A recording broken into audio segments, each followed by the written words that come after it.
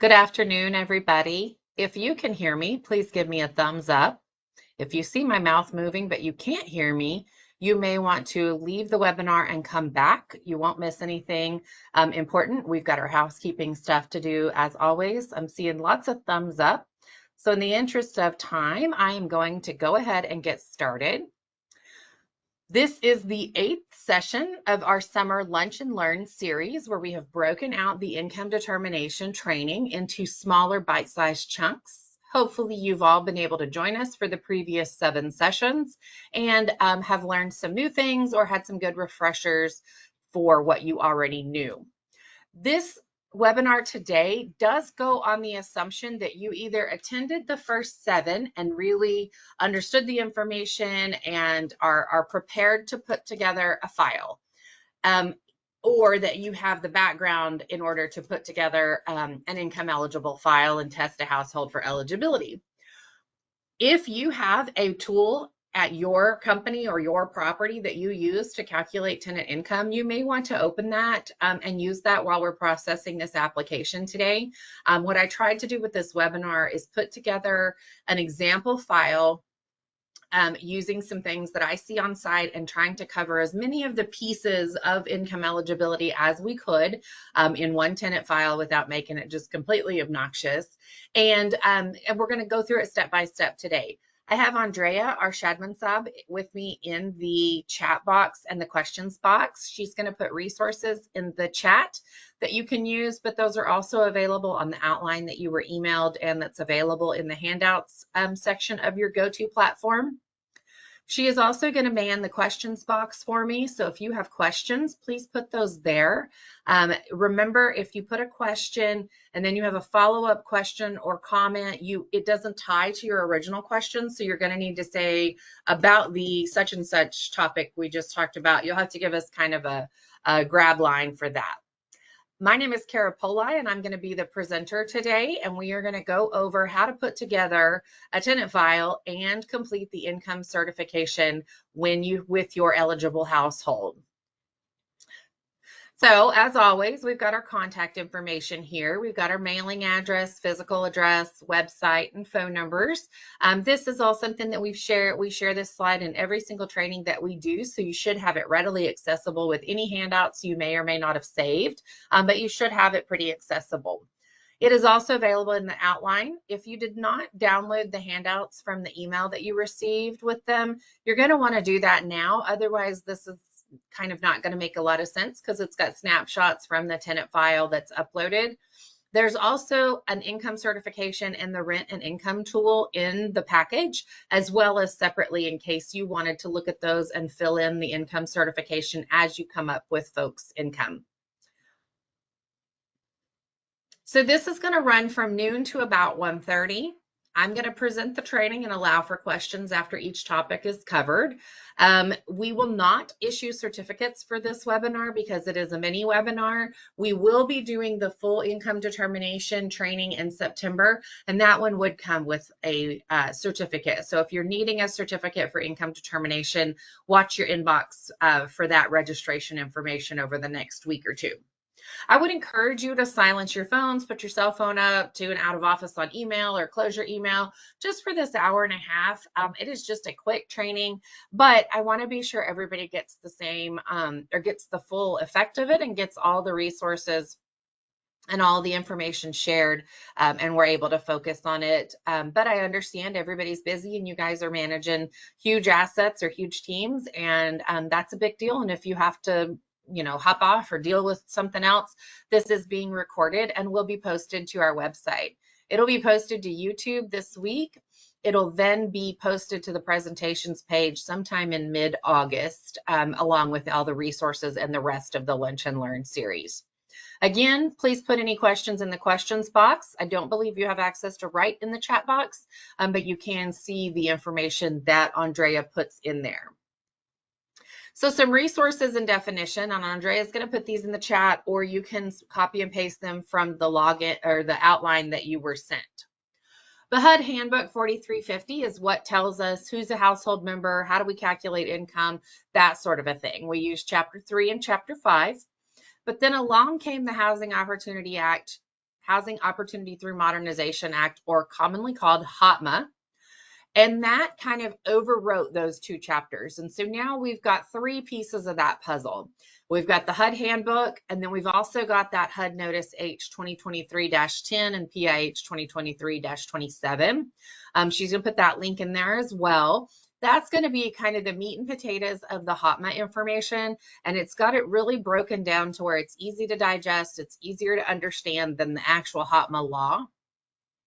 That HOTMA guidance also takes into consideration the Paperwork Reduction Act, which went into effect at about the same time at the end of 2023. And then we began monitoring under those items in January of 2024. So we are well into our 2nd year of monitoring under HOTMA. Hopefully you guys are all aware of that and practicing that. But this webinar right now is going to process income in accordance with the HOTMA changes. So if you say, oh, well, no, we do this at our property, if you're layered with something else, that might be fine for that layered program. But for department programs, you're going to want to do things the way that we're sharing with you in this Lunch and Learn series. There is also a technical guide for determining income and allowances for the home program. 24 CFR 5.609 is about annual income, and that tells you what's included, what's excluded. And one of the changes with HOTMA is there is no more, well, it might be included, it might be excluded. There is a list of excluded incomes, and if the income falls under that umbrella, it is excluded. So you can look at that 24 CFR website and kind of find that information readily available. It's pretty easy to understand and navigate. You can do Control F and search through it if you're looking for a specific type of income, but that is a good resource to have bookmarked on your computer. The Texas Administrative Code did get a new web address. Same information, different layout. Now you can see the whole rule. So if you are looking at the utility allowance rule, whereas before you had to go through 4 different pages of it so you couldn't search the whole rule.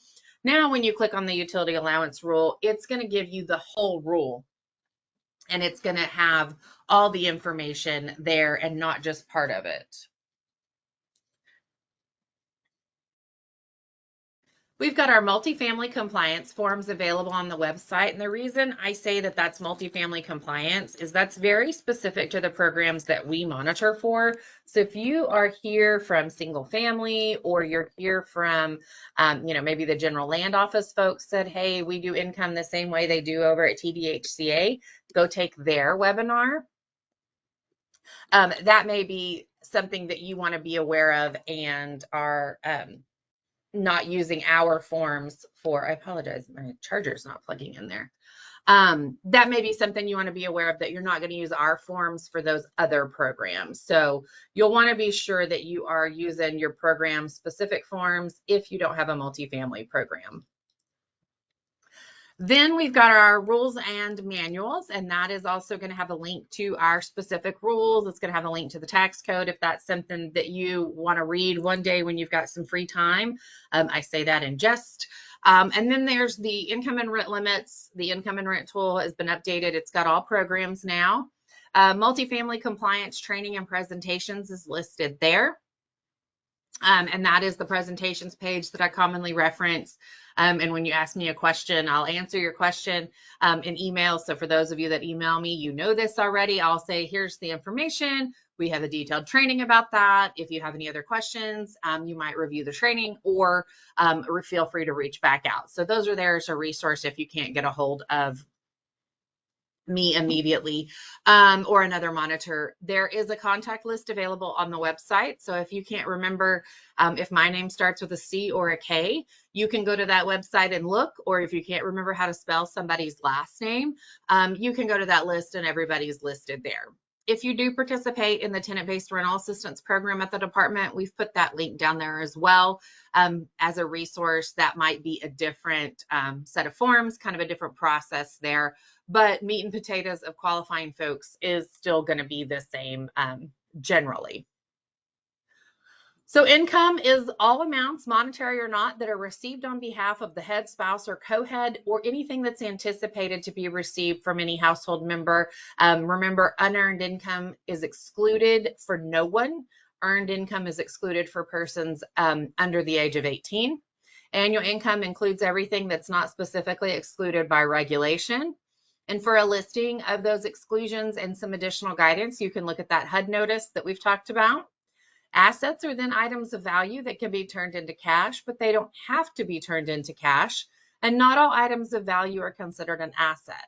Items are not required to be cashed out at the time of application. Income from assets includes amounts not specifically excluded by regulation.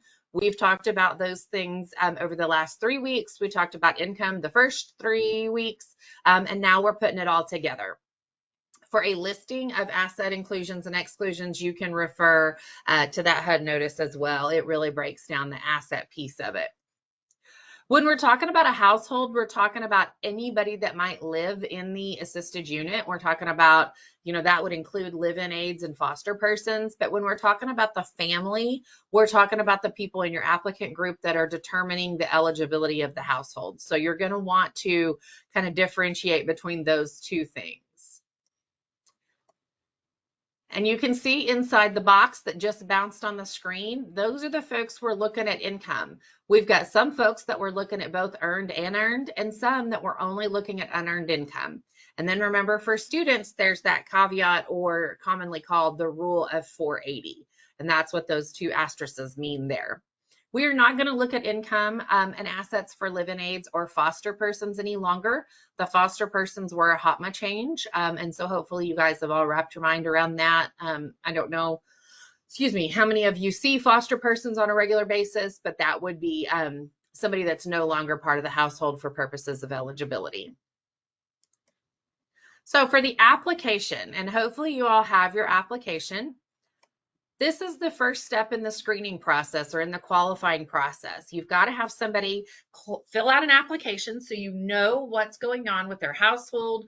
What are you going to look for? What kind of incomes do they have? Who's part of the household? What kind of assets do they have? You've got to have all that information so that you know where to go next. So for our application, we've got our Smith household, and we can see that Jeremy is our head of household. Jeremy has income, and then we've got Cassandra, who is the spouse, and she is not a student and marked that she does not have any income. And then we've got William, who's an adult dependent, who is a full-time student and has income. And then we've got Brady and Candy, who are dependents and full-time students, but they're under 18, so we're not going to necessarily look at them the same way we would William. And then we've got Karen, who's another adult in the household and who has income and is not a student. So we've got our household composition here. And we can see here that yes, William, Brady, and Candy are full-time students. Nobody's a foster person. Nobody's a live-in attendant. Is anybody absent from the home? Yes, William. William is in college and lives in the dorms during the school year.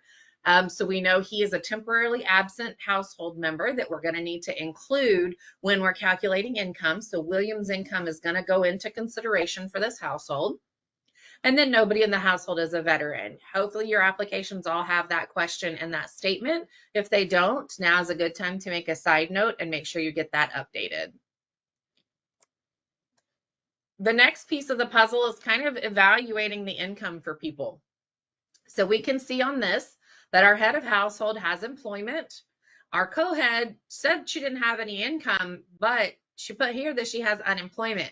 So should we ask her? And she says, oh, yeah, I thought that meant from a job. So I marked no. Okay, great. No harm, no foul. We're going to verify the unemployment. We can see that the other adult member, that's Karen, that she has Social Security. And we can see that William has, is it William? Oh, yeah, William is a child or dependent and that he has some income. And then we've got our totals and it totals $99,000. We're not going to panic about that because we know that William's full salary is not going to be included. We know only 480 is going to count of that. And we know people tend to overestimate. So for this one, I think I would probably still go ahead and move forward with the application because I feel like there's some good information here and we don't need to panic and say, oh my gosh, they're not going to be eligible. We can't do this. Because if you think about it, that rule of 480 is going to take William's income from $15,000 estimate down to $480. So that's going to take $14,520 off of that total, and you may be within your limits for a 6-person household, depending on what area of the state you're in. So we've got here the employment information. We can see that Jeremy has employment at XYZ Landscaping, and we've got the information there. And we can see that William works at HEB, and we've got that information as well. So we know we're going to need to get some employment verifications or some pay stubs. So we can ask them for the pay stubs. We can get an employer contact so that we're ahead of the game when it's time to verify that information. And then we've got to look at assets, and it looks like we had to call them back and say, hey, you have Social Security, but you didn't put a Direct Express card. Do you not have that? And they said, oh yeah, we do. So they came back in and corrected that, which is not a problem. It's not a bad thing to have that happen. That's why I left it this way in this webinar, because there are times where you're going to have a correction, and you want to be sure that you're having folks make those corrections and not panicking and redoing the forms. We would expect to see some corrections. We would not expect to see perfect forms every single time. So we can see here that our household has a checking account, an additional checking account, a savings account, and a second savings account. They have a Direct Express card, there's real estate, and a Cash App account. So we've got some things we're going to have to verify. Real property should always be verified, so we're going to need to for sure get the appraisal district website information for that one. But we can see that the non-necessary personal property estimates are not adding up to more than the threshold of $51,600. And so we don't necessarily need to fully verify those. The next step of the application is going to be to find out, did anybody dispose of an asset for less than fair market value? Well, they said they didn't. They haven't owned a home, and you're thinking, well, Kara, they have real estate. They do, but not all real estate is a house. This is a parcel of land that we're going to use for this example. So there is a chance somebody just has a lot and they doesn't have anything on it, or somebody is paying them rent for that lot, has a mobile home on it, or not paying them rent but still has a mobile home on it, or is using it for something. So there's a lot of different scenarios, but the home does not have to, is not necessarily indicative of real estate.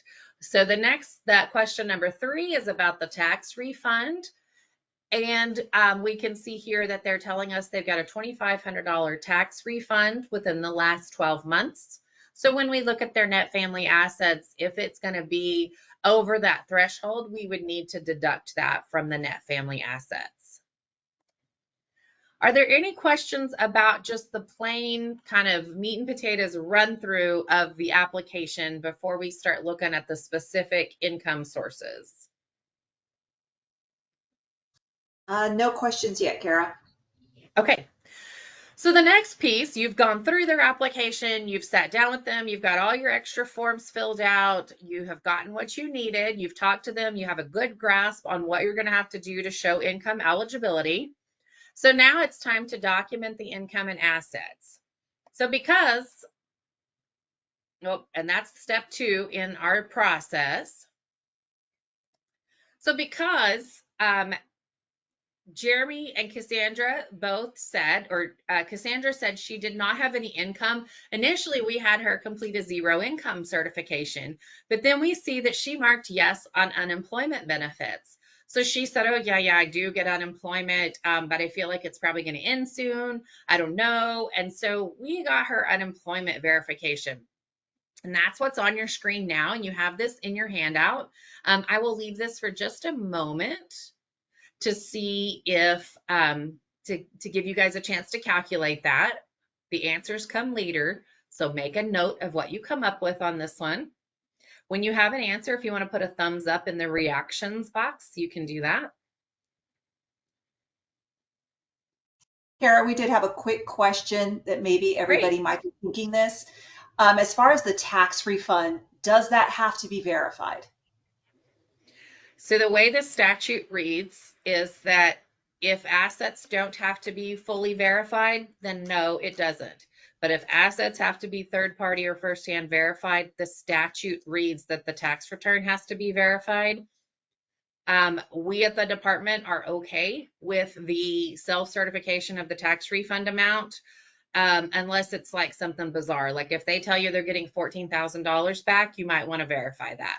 If it's a reasonable amount, it's not going to have any impact really, because most of the time our net family assets are going to be zero. And the reason that tax return piece is there is to offer a protection to the folks in the Section 8 program where there are some asset limitations. Our programs at the department don't have those same asset limitations. So the tax return has a negligible impact on the forms or on the process that we're running with our department programs.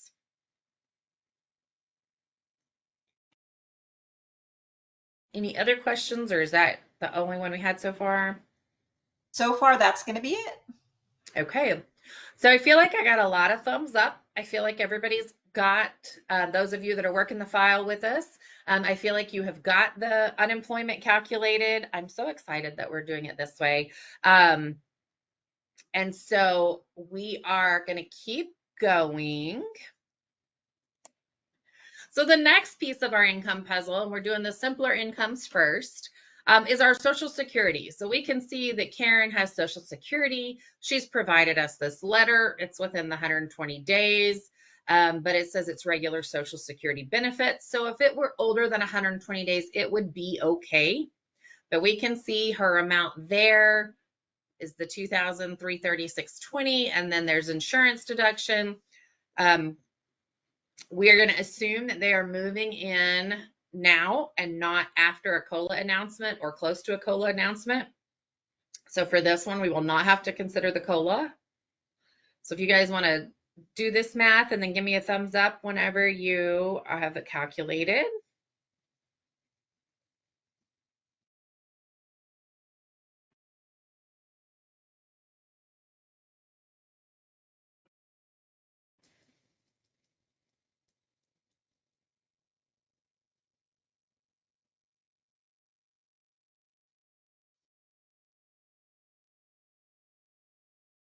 Seeing lots of thumbs up. Thank you.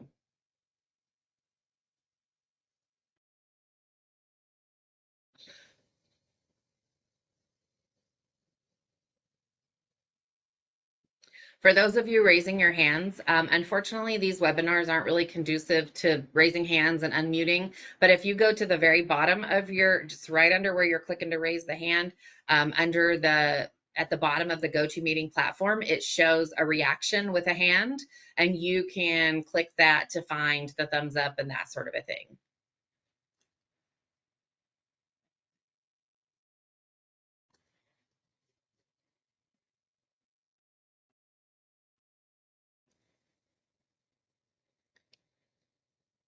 All right, I feel like I've seen lots of thumbs up, so I'm going to say we are good to go ahead and move forward, and that you've all had a chance to jot down the total for Social Security. Now we've got an employment verification for Jeremy. Jeremy's our head of household. We emailed this to the employer. They emailed it back. You can see we've got the email in the file.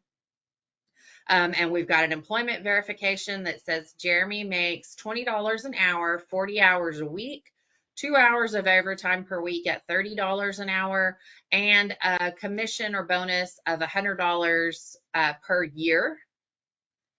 Nothing. He looks like they're saying that the spring and summer are busier. So, you know, maybe there's more hours in the spring and summer and fewer in the winter. So this would be, this is probably why some of your owners and syndicators use the year-to-date amount. The department does not use the year-to-date amount unless it is just drastically different from what we see at the base pay calculation. And then that might be an instance where we would take a glance at the year-to-date, but it's not a multiplier or a calculation method that we use to determine eligibility. So I'll leave this one up for just a minute and give you guys a chance to run that. If you will put a thumbs up out there when you've got a good number for me. Andrea, do we have any questions? I saw one come through, and essentially what they're asking is that this was straight Social Security benefits and it was dated over 120 days. It was regular Social Security benefits, and with those, they don't change during the year. They're given a letter at the beginning of the year, and they can use that letter. So those Social Security benefit letter that was older than 120 days, the one you have, we're going to assume is within the 120 days of the certification date. But just for argument's sake, if you did have one that was too old, but it was regular Social Security, not supplemental Social Security, not Social Security disability, that would be okay. The SSI and the SSDI do have to be current letters within 120 days because those do change based on household situational changes. That's a good question. I get that emailed to me a lot.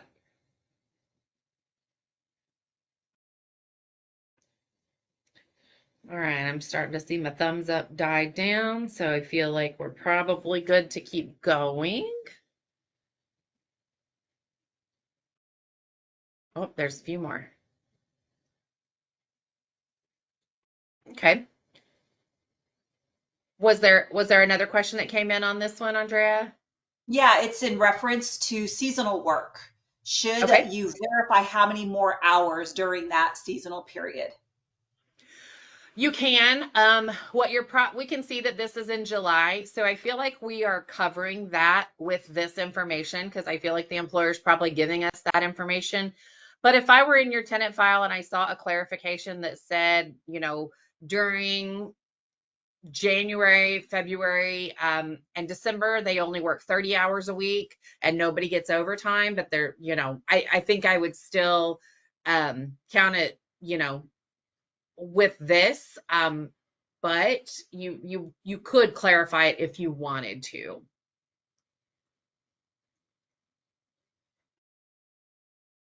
I guess what I'm saying is you're not going to get dinged if that's not clarified because I would not consider this seasonal or sporadic.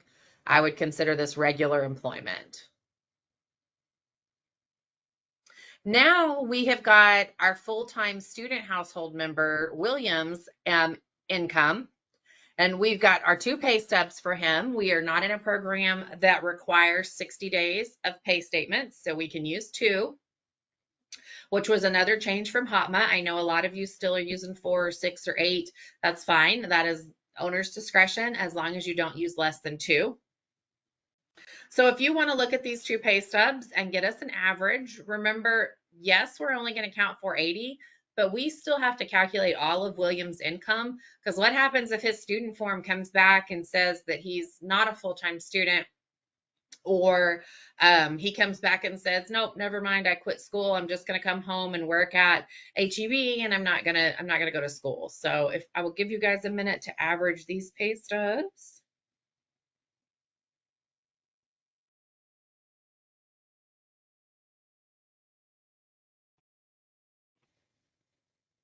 Throw a thumbs up in whenever you get there.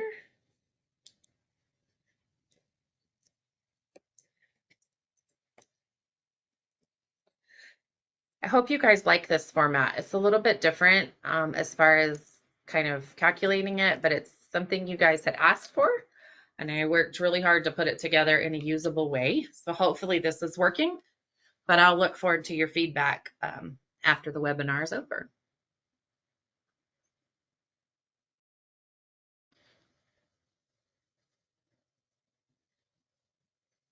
Still seeing thumbs up coming through.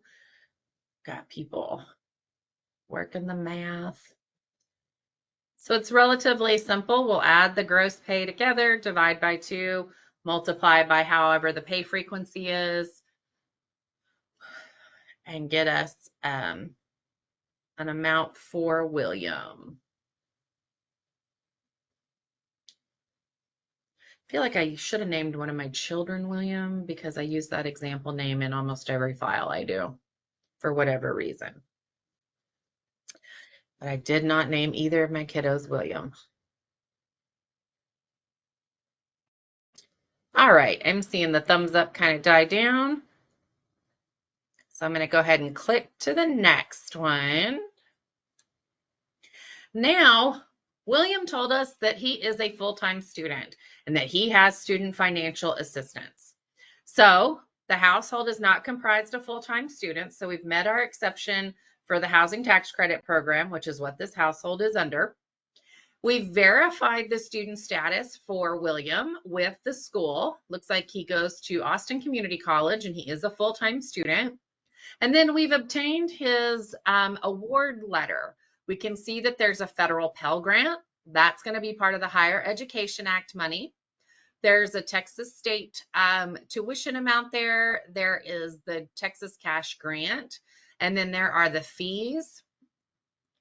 And then there's a couple of loans, and we're going to just leave those alone. So you'll apply the Pell Grant first. And then if there's any tuition or fees left over, you will apply the Texas cash grant. I'll give you guys just a minute. If you have questions, throw them in the questions box. When you get an answer, put it, give me a thumbs up so I know when we're ready to keep going.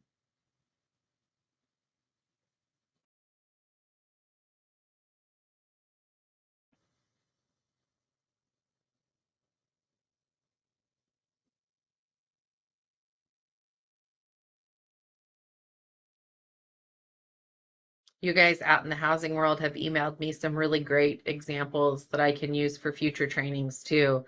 I appreciate that. I like to be able to use real things because I think it helps because you're not seeing something I made up. You're seeing what you're actually going to see. Lots of thumbs up coming through. Thank you guys.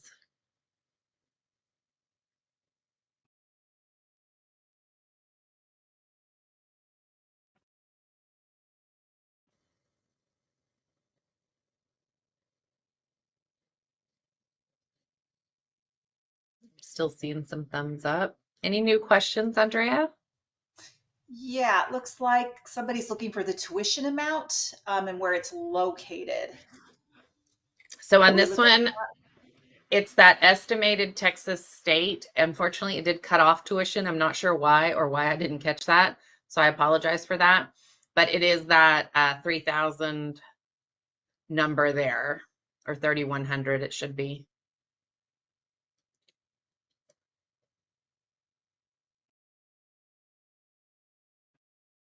This is the tuition.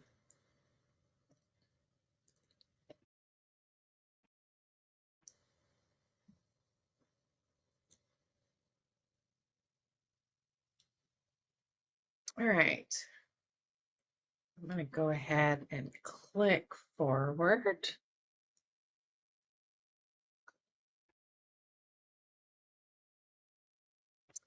So that's it for income. Are there any questions on the income piece before we talk about the assets?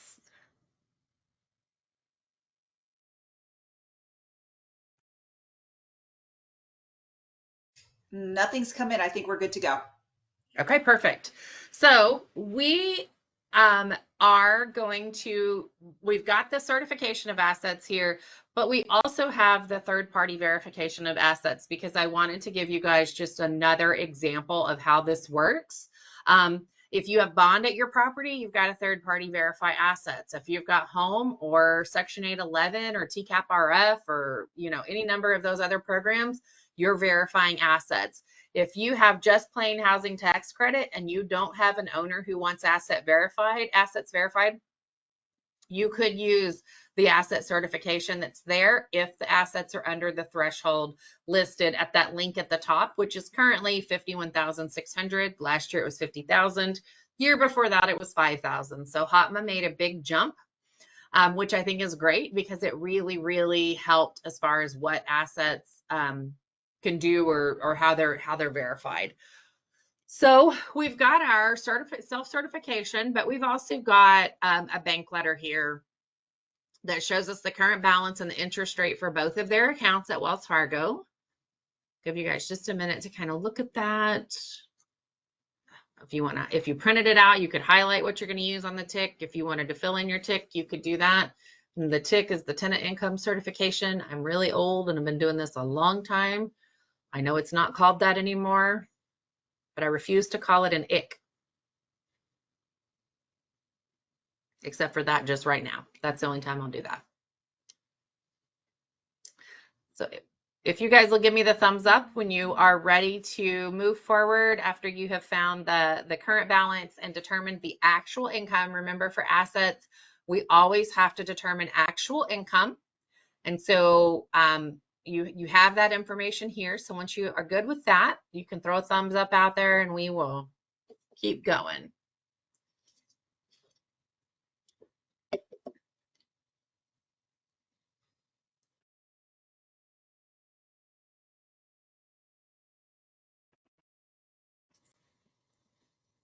Getting lots of thumbs up.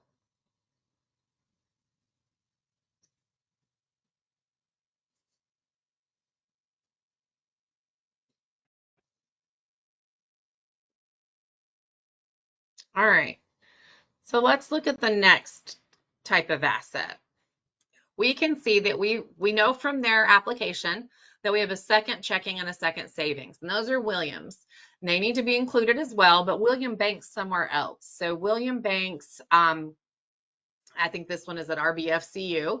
So we did a verification with the bank and we've got that information here. So we still need to determine actual income for Williams assets. We can see that one has an interest rate and one doesn't.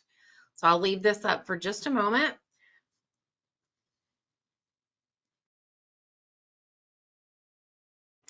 You want to throw a thumbs up in there whenever you are comfortable with your calculation of actual income for these two assets.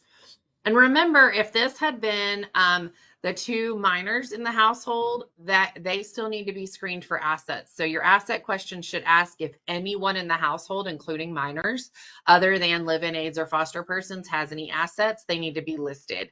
So just because they're 12 or 13 doesn't mean that their asset gets excluded because it is still a household asset. Agree or disagree? That is how the program is written.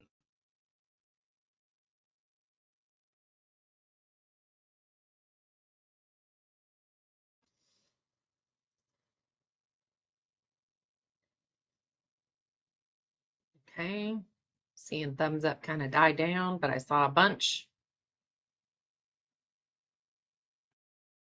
I'm going to say we are good to move forward from this one then. So now we've got our Cash App and our Direct Express card. We know these don't generate income necessarily, not from an interest rate. So we've got this, and if they, in doing this research for this webinar, I found that Direct Express has an app and you can get a screenshot or a statement. We will still accept the ATM receipts. That's not a problem if you did have to verify third-party assets or third-party verify the assets. But just for fun, I put this in here just to show you guys that this was an option that was available to folks. And then we've got our Cash App statement there as well. So we can see these two assets. When you guys are comfortable with these two and, you know, feel like we can move forward, throw the thumbs up in there and we will keep going. We're also going to assume that we've looked through the Cash App statement and that it didn't have any evidence of self-employment. She's not selling glitter tumblers or, you know, making stickers for people's cars or anything like that. And we've asked and she said, nope, I just use it. I'm kind of like a checking account. Okay. So now we've got the land and we have got to look at what, oh, apologize, I toggled back and forth. So we've got to look at the value of this. And if you are on site, you may have a realtor friend that you can call and say, hey, what is the cost to sell right now? We've got a piece of land, what would the estimate be? And they can document that. You can use a clarification record to document that. You can put in Google, what are the average closing costs of, you know, real estate in Texas right now?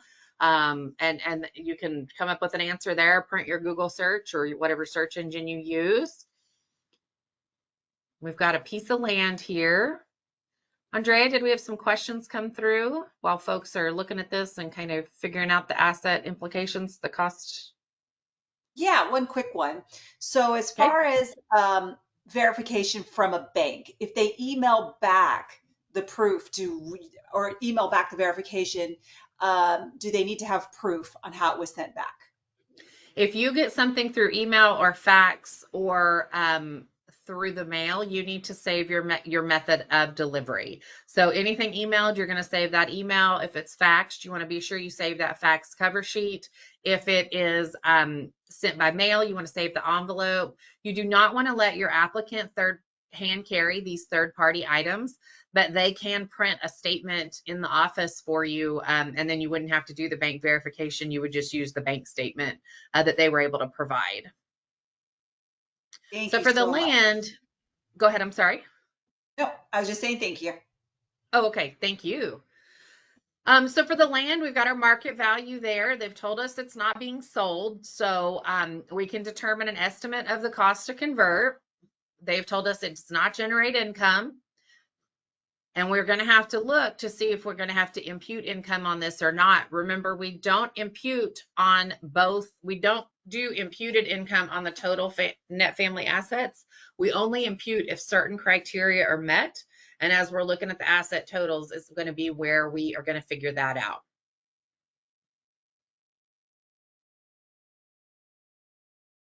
All right. I'm going to go ahead and keep going. I've seen some thumbs up. I know land is a little bit harder. Real property is a little harder. Hey, Kara, going back to like a direct express account, would a screenshot be acceptable? Yes. Yeah.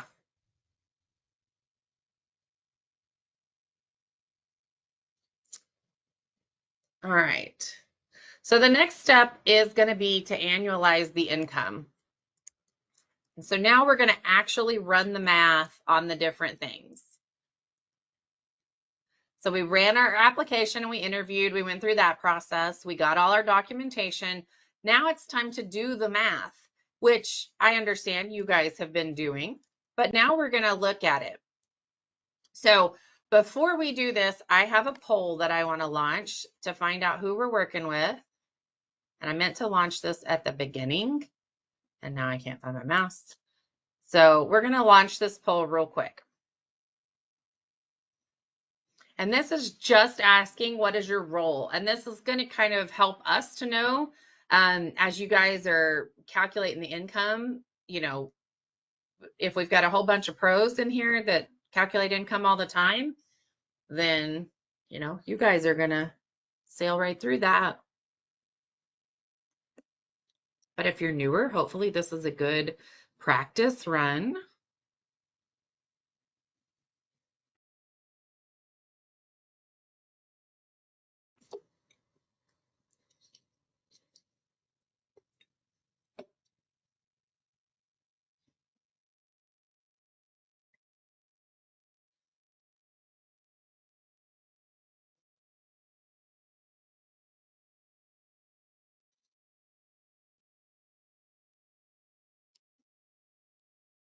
All right. I'm going to go ahead and close this poll. Thank you. So it looks like we have got a little bit of everything with us today. That is fantastic. That is the goal. We like a diverse group.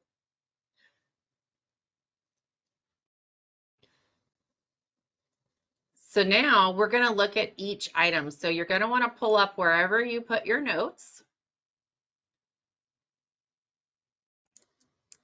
And I'm going to open the home package.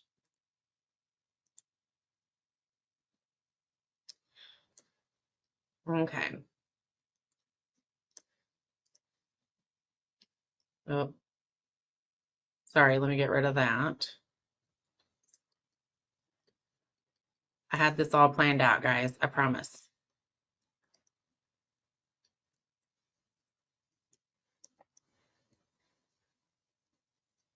Okay, so we've got our application here. We know what we've got to do. We've already gone through that.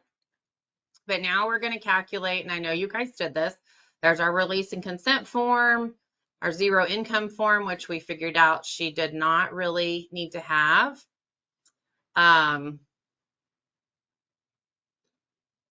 Is that 392 on that one for unemployment?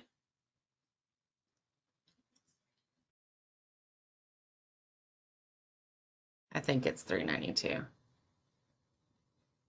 All right, perfect. It's a little bit small. So I'm going to put unemployment, and it's not monthly, it's weekly. So I'm getting unemployment at 20,384. Now I've got the Social Security, and this was household member 3. That's not really that important. And I think it was 233,630. Is that right?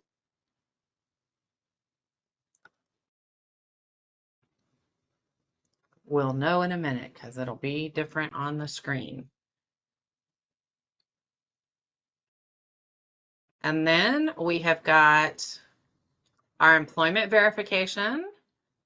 So we got to do a little bit different way for that. We've got to calculate, and he makes 20, 40 hours a week, 52 hours a year. 52 weeks in a year. Overtime is 30. So I'm showing the annual income from employment to be 44,720. Hopefully you guys got the same thing and that my math is not bad there. Now we are going to go, I know I'm not going to be able to see the pay stubs from there. So we've got 2 pay stubs, 340 and 391, and it looks like we're paid weekly. So we're going to go back to our calculation sheet. And I'm going to say this is number 4. So 340, 391, 52. We're going to say that that income is the 19,000 there. Sorry, it's super blurry on the shared screen that I've got in here. So that is what we have for the pay stub, but the income certification is not going to show 19,000. It's going to show the 480 because we know this is William, who is our full-time student dependent. So hopefully, and that was all of our income, right? Yep, there's assets. So let's go back to our PowerPoint and look at our income. So the unemployment, 392 times 52 weeks, because remember with tax credit, you can use remaining benefits. Maybe that's our policy at this property. We're only tax credit, so that could be the answer. If you have anything but tax credit, you're going to have to use this 20,384. Andrea, I'm seeing lots of questions come in. While this slide is up, we can go through those after I've gone through the calculations, if that works for you. Yeah, I think the majority of the question is a $100 bonus that I think that was maybe not calculated. Oh, that I left off. Oh, that's a Yeah. good catch, guys. See, you got to keep me honest. And I do have it on here, so it is going to get caught. Thank you for that, though. Social Security is the 232,336.20. Oh, I memorized that wrong. Times 12 months to get 28,034.40 annually. And then we've got Jeremy's employment with the $20 per hour. Gets 800 a week plus the overtime plus the bonus. So we do our weekly of 860 times 52, the 44,720, which I did get, plus the 100 is 44,820. So hopefully that's what you guys got. And then we've got Williams pay stubs where we averaged and got the 19,006, but only 480 is included on the income certification. And then for Williams student financial assistance, we had the educational expenses of 3,547. We had the Pell Grant of 5,815, and then other cash assistance or other grant assistance for 1,000. When you do 3,547 minus that Pell Grant, you get $2,268 left of the Pell Grant, but that is excluded by statute. So we're not going to include that as income because the excluded income says that Higher Education Act monies do not count towards household income. So now we know we're only going to include the 1,000 for the other financial assistance since the Pell Grant fully covered expenses. So now we have a household of 80,000, a household income of 80,780.40. Is that what you guys got? I'm going to launch a poll where we can find out. Ooh, there we go. And we can go back, you can put your questions in the chat. We can go back through any one of these if there was something that you really did not understand. I know we went through this at a high level. That was kind of the purpose of this. Normally we would have gone through it all in the same day, but we broke it down. So it's kind of a, hopefully you were with us and hopefully it all stayed with you.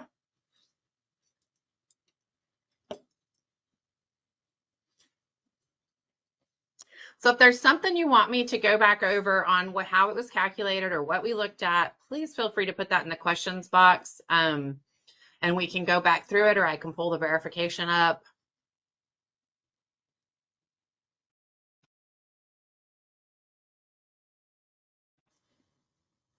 I'm seeing lots of folks who got what we got, so that's good. Andrea, are there any questions? I'm going to end this poll. I'm going through them right now. I think as of right now, I think we're good. Okay. So now we're going to look at the assets for our household. So we have got our under asset threshold certification, but we also know that we verified everything. So I'm going to take this and say, nope, they did not dispose of any assets. So we're good there. Let's look at the checking account first and then the savings. So I'm going to go back over here to my little checklist tool. I'm going to put my asset portion on the screen. So I've got a checking account. It was verified and it has 483209. 483209. No cost to convert, no actual interest. We also have a savings account, which is verified. 18351. 18351. It no cost to convert, but it does have a 2% interest rate. So we need to account for that because actual income is always included no matter what. Now,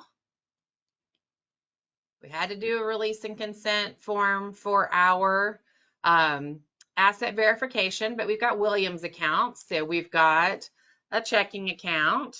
It was verified and it has $600 in it, no interest. We have a second savings account that was verified. It has $1,200 in it and also has a 2% interest, but no withdrawal penalty.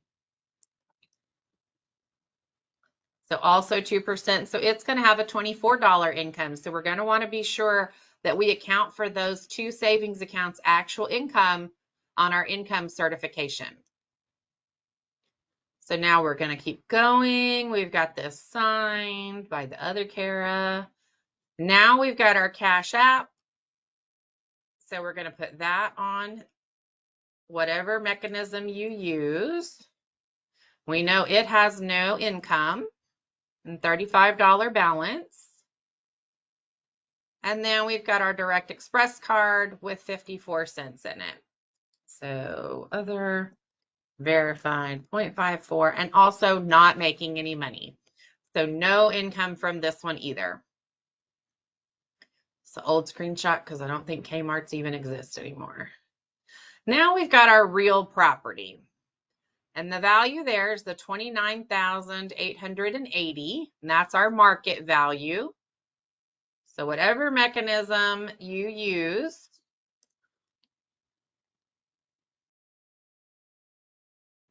so we've got 29,880, and then our cost to convert.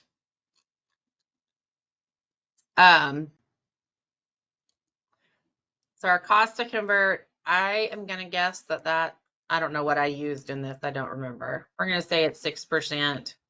And we do not have to impute income because our threshold is not met. Net family assets are under 51,000. Our net family assets are under 51,600. Our non-necessary personal property was under 51,600, so it is excluded from net family assets. And then our tax return is deducted from the real property, and we're still under that threshold. So there is no imputed income for this household file. So let's go look at the math on this and see what you guys got. We've got Jeremy and Cassandra's checking account, $4,832.09 with 0% interest, so zero actual income. Their savings account has $18,351 times 2% interest for $367.02 in income. William's checking account has a $600 balance with no actual income. William's savings account has a $1,200 balance with a 2% interest rate, giving us $24 in actual income. Karen's Cash App and Direct Express card are listed there, neither of which has actual income. Total non-necessary personal property is $25,018.63, with actual income from assets being $391.02. Jeremy's real property is $29,880. I did use 6%. I have a realtor friend that said that's about the average right now. So that's a $28,087.20 cash value with no determinable rate of return. But imputed income is not required because net family assets are under the threshold. So one of the big changes with assets, and this seems to be the hardest one for everybody to wrap their mind around, and it was for me as well. When non-necessary personal property is under the threshold, it no longer is included in net family assets regardless. So because non-necessary personal property is under 51,600, it does not get added to real property. I know you're looking at this and going, well, 25,000 plus 28,000 equals more than 51,600. Agreed. However, it is not that is not the calculation because the non-necessary personal property is excluded. It didn't meet the threshold for inclusion. It's excluded. That's another one of those protections that was put in because the Section 8 program that uses this as well, and that this is essentially written for, does have some asset thresholds that have to be met in order for folks to still qualify. So HUD tried to set this up in a way that was very fair and did not penalize people for having assets. And that's part of why retirement accounts got pulled out and that sort of a thing. So I'm going to launch another poll just to see if you guys got the same answers.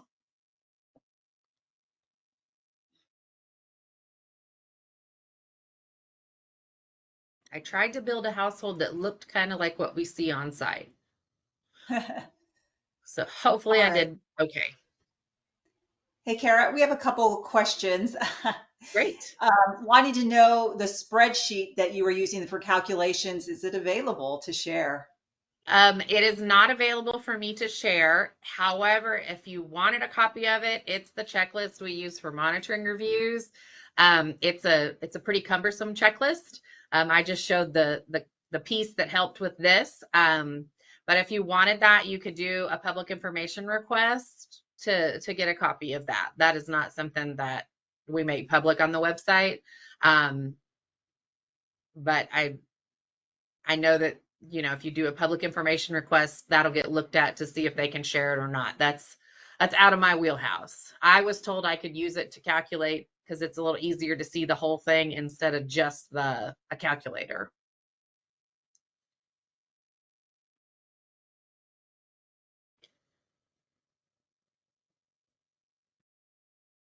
Were there any other questions, or does that get us caught up?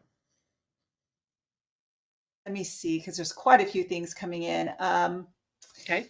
If somebody's asking why we're only counting $480 of income, but we're counting all of the financial aid.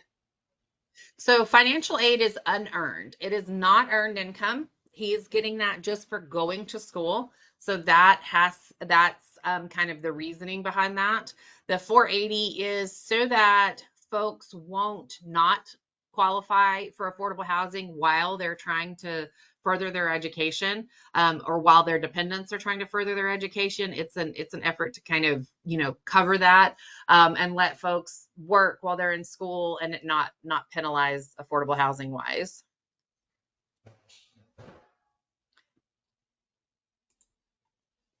And if you go back to the special circumstances of income session from Lunch and Learn, I think it was our 4th session, that has the details of that rule of 480 for student income in it.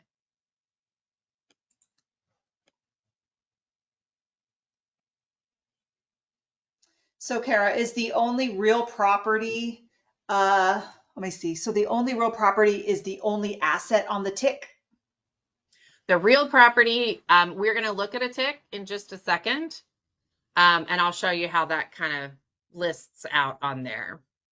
Are we ready to keep going, or do you have more questions before we? I think we can get going. I could answer these ones separately. Okay, thank you. Thank you.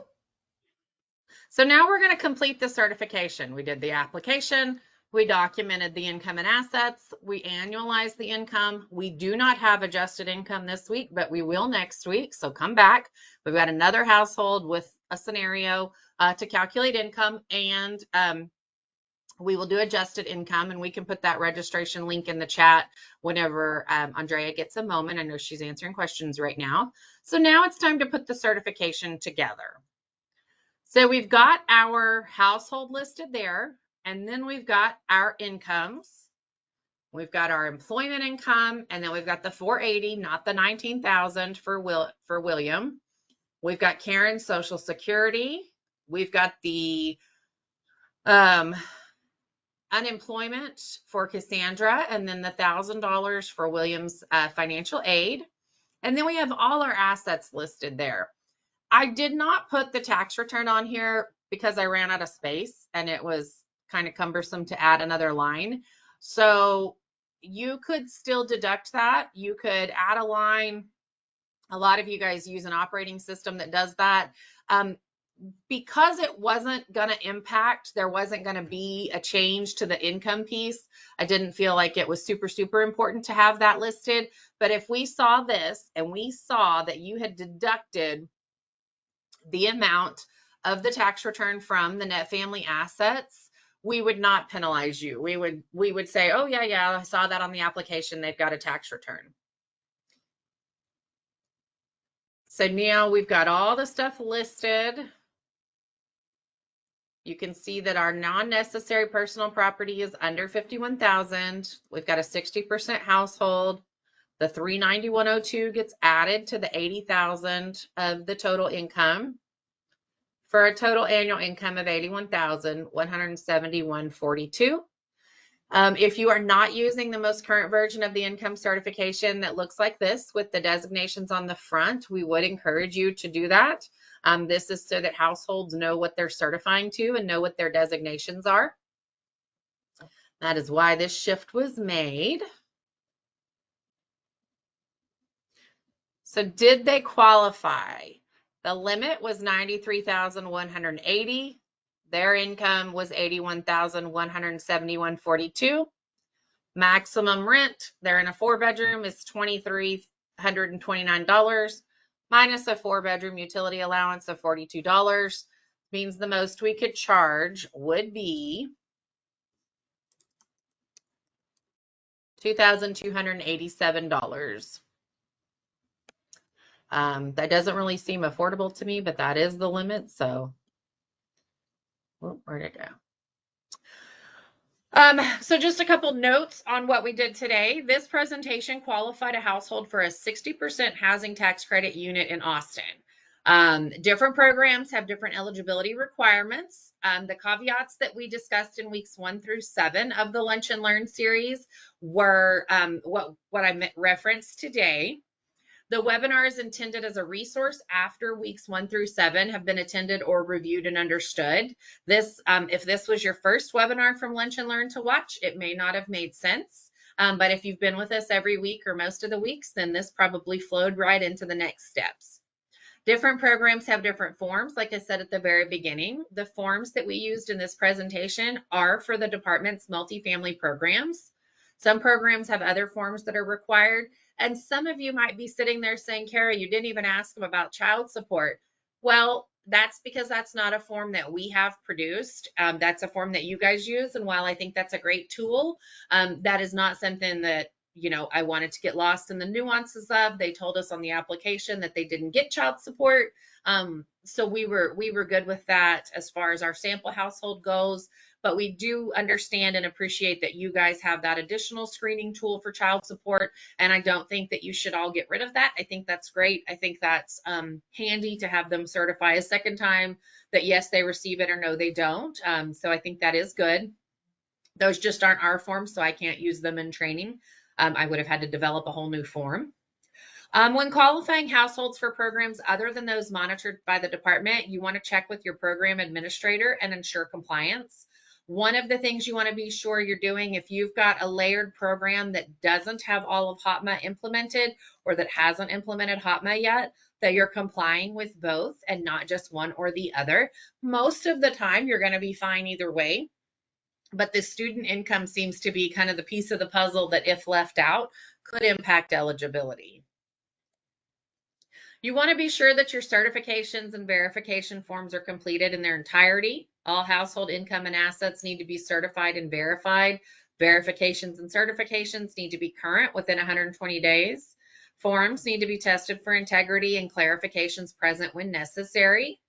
We should not see evidence of correction fluid or whiteout or any evidence of tampering or perfecting. I would encourage you to go through a peer review process to make sure your file tells the story that you're trying to portray with your eligibility kind of process. And then you guys, a lot of you have third-party management companies or compliance teams that review your files. They are they are an asset. They are a resource to you. They are not the enemy. And they can be a great help because they're looking at it with a fresh set of eyes from a compliance perspective, similar to what we would do when we come out in a lot of cases. And so they're going to help you know if you need to strengthen your file, or if you are missing something, or if you've got something extra that's not needed, or if something else needs to be clarified. So I think they're a good resource for you to use.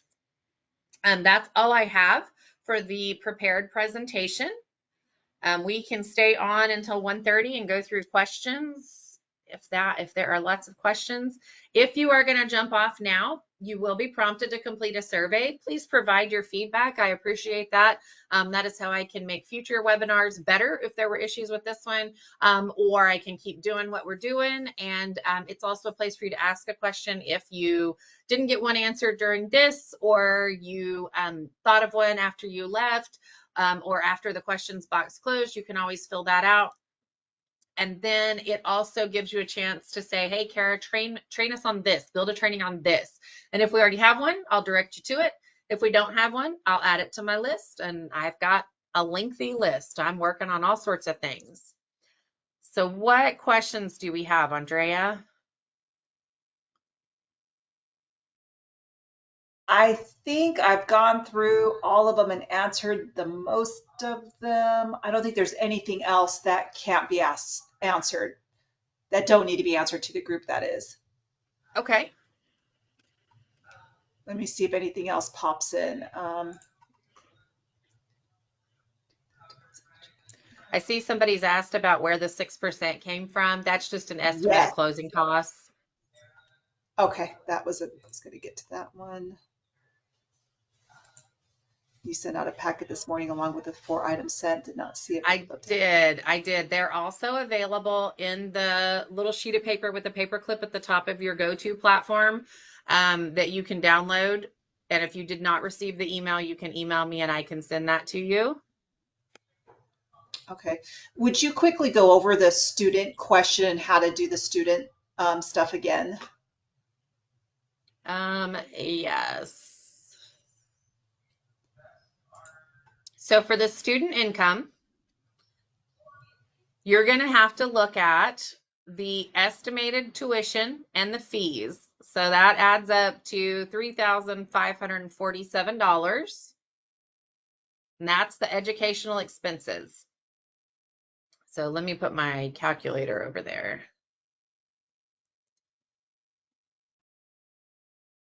So I can kind of show you what I'm doing. So I'm going to take 3,000 in tuition plus 547 in fees. I'm going to deduct first the Higher Education Act money, which is the federal Pell Grant. So I'm going to say that is $5,815, which leaves them with assistance of $2,268. They have an additional $1,000 state grant that they're getting that is not excluded by statute, but the Pell Grant remaining amount is. So this 2,268 from the Pell Grant that's left over is excluded by statute. So we will just ignore this. This is not income. They do not get this added to their household income. But this $1,000 right here that's from this Texas cash grant, that is $1,000 of income for the household, for the student. Hopefully that helped.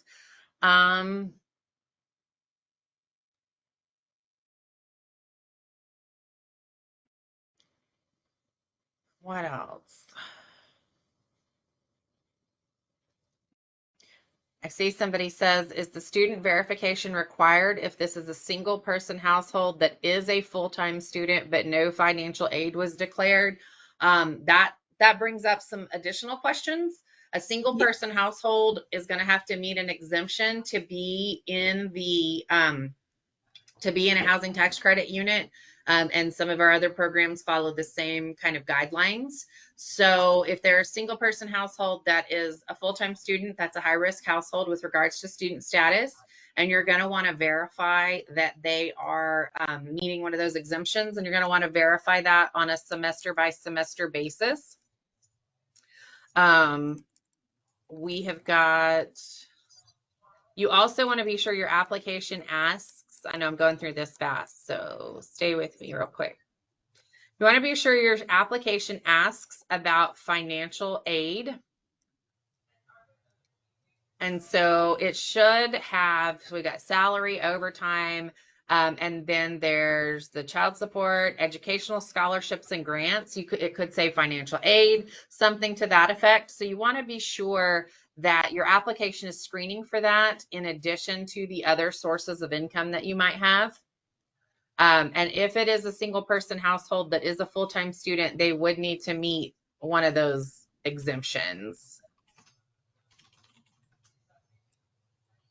I hope that helped answer that question. Yes, thank you. I was answering it and you beat me to the punch. Sorry, I saw student and I thought, oh, that's not No, my type of. I'm gonna read that one. no worries. And I think this one is getting down to the nitty gritty for the asset certification form. If they don't list NAs on everything that they don't have, would you make them come back in and refill it and put those NAs in there? Me personally, no. But you guys have owners, syndicators, management companies that you answer to. You need to find out what they want you to do. Because I don't want to tell you no, and then them tell you yes. That if they want to see NA there, then you need to have folks put NA there.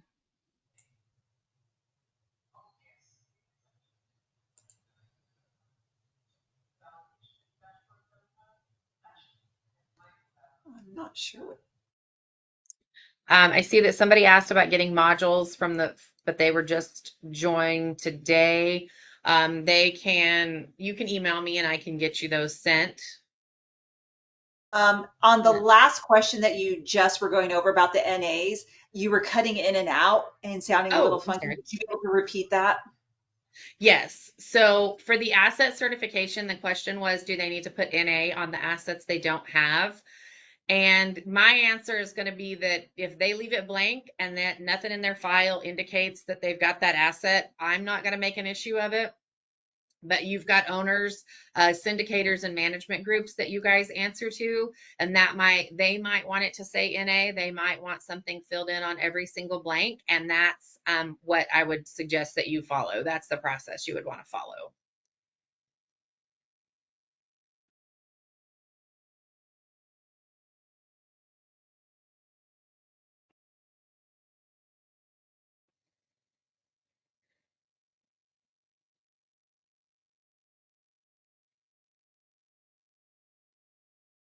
Did that come through better? Yes, ma'am, it sure did. Okay, perfect. Thank you.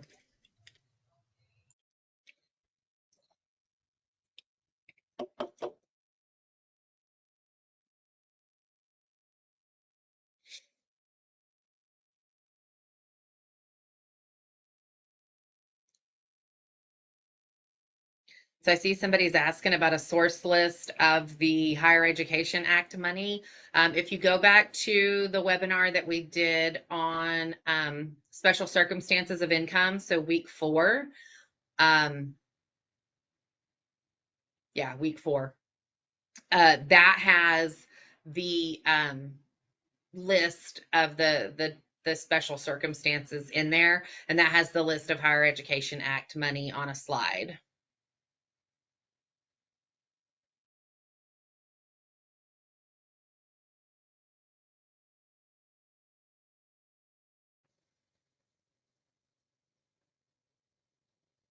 For those of you that are still here, if you liked this format, can you give me a thumbs up? If you did not like it, can you give me a thumbs down? Or you can do the angry face. Looks like we've got a lot of thumbs up, some hearts, a couple thumbs down. Okay. If you did not appreciate this format, please feel free to email me kind of what didn't work for you and what did, so that I can adjust future webinars. Next week, we are going to go through another household to determine income, and we are going to also do their adjusted income. And so it's going to run similar to this, but it will have some poll questions like some of the other ones. And as far as income and assets go, it's a much simpler household, just in the interest of time, since we're adjusting income as well. So hopefully you guys will all be able to join us, even if you're not doing adjusted income. We're hearing that there are lots of federal programs being added on as gap financing. So there's a good chance that you might need to know how to do adjusted income, and it would be a good resource that you've already watched.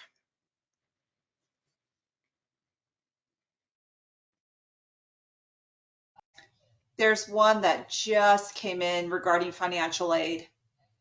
Okay. If an applicant puts that they are an adult student and they do not mark that they're receiving any amount of financial aid, would we require proof that there's no financial aid, or we just go off of their word, essentially? I think that's probably an instance where, to strengthen your file, you may want to ask one more time, hey, I see here that you're a student. And it's not just adult students. If you've got a 16-year-old who's doing dual credit at the local college or university, and they are getting financial assistance, that needs to be included or evaluated for inclusion as well.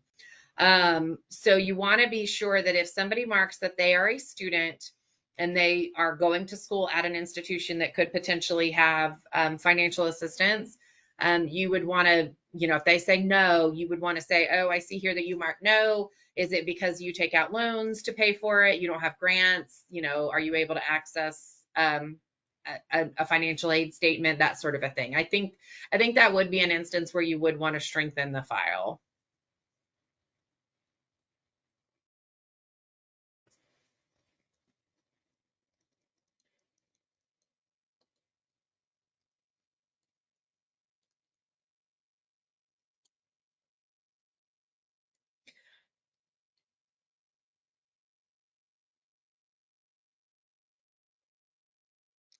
All right, I am going to stop the recording so that they don't have a bunch of dead air when they're watching this. But recording folks, if you have questions, please feel free to email us. We're always happy to help.